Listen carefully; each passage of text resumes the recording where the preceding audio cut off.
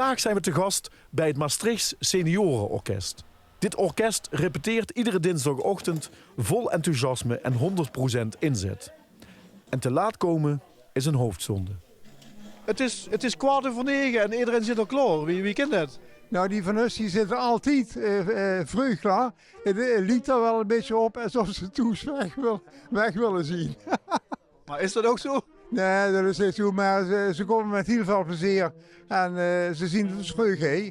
En om 9:30 zien ze klaar om te beginnen. Trompetten. Het is te hoog. Nou, het is zo dat als iemand zich aanmeldt en dan kan er metspelen bij de repetitie. En het is dan aan de dirigent om de kwaliteit te beoordelen. Is dat goed, dan kan er blijven. Is het niet goed, dan helaas. En dat betekent dus dat we ook af en toe niet een uitgebalanceerd orkest hebben. Want ik ken niet iemand die komt en die zegt van ik wil graag metspelen met sax. En we hebben al veldsaxen. Kan ze niet zeggen van wacht maar 10 jaar. Op deze leeftijd kind dat niet meer. Wat is het belangrijkste doel voor de club? Gezellig muziek te maken. Ja. De meeste orkestleden komen uit de harmoniewereld. Kunnen niet meer lopen in de harmonieën. En hij kunnen ze zitten. En dat is eigenlijk de reden dat we behoorlijke aanwas kregen. En we zien toch de laatste jaar van ongeveer 40 naar 50 maanden gegroeid. Dus we hebben over aanwas niet te klagen.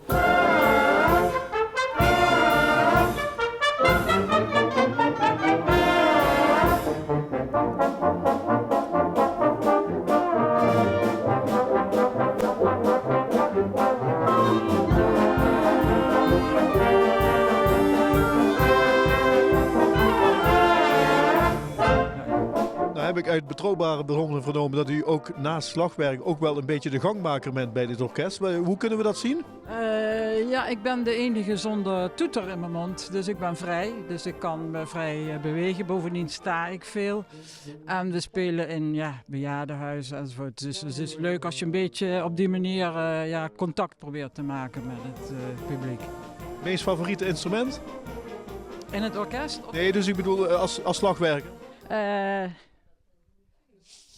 Ik denk toch de shaker. Ja, dat subtiele geluid. Ik weet niet of je het hoort als iedereen speelt. Maar ik vind het wel lekker om bij die Autumn Leaves of zo.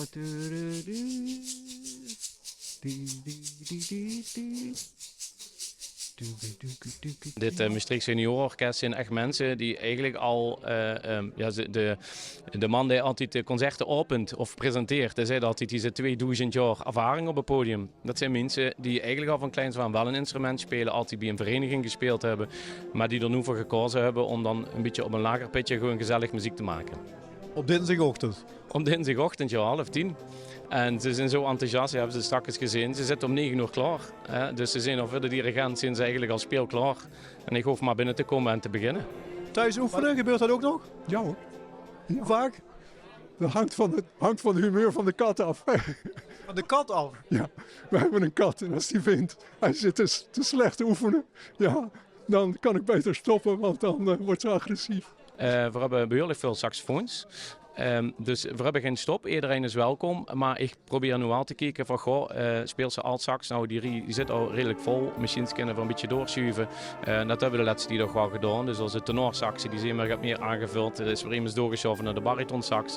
En zo hebben we nu eigenlijk wel een redelijk goede bezetting, moet ik zeggen. En we hebben mensen van in de 50 tot de oudste lid, tot voor kort gewoon 93.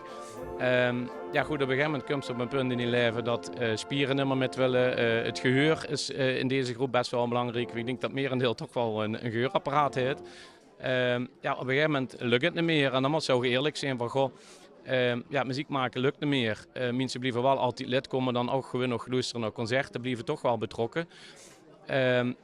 Ik heb het nog niet gemerkt in mijn 2 jaar dat er iemand is overleden. Al heb ik van de voorzitter altijd de opdracht zorg dat ze muziek klaar hebben staan die we op een begrafenis kunnen spelen. Want ja goed, het is in de voorgaande jaren toch wel vaker gebeurd dat er iemand overlijdt. En dan werd er ook van het orkest gevraagd om die mis of die begrafenis te begeleiden met muziek. Ja, ik ben nu 2 jaar hier met heel veel plezier.